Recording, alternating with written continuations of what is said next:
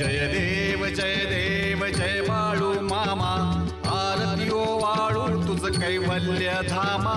जय देव जय देव जय देव जय देव जय बाळू मामा, आरती ओ वाळू तुझ कैवल्य धामा. जय देव जय देव. धनगर कुलाचा उद्धार झाला, अवतरले संत अक्कोळ गावाला. बालपणी त्यांनी चमत्कार केला, बस्तीचे दर्शन भोजन थाळीला. जय देव जय देव जय देव जय बाळू मामा, आरती ओ वाळू तुझ कैवल्य धामा.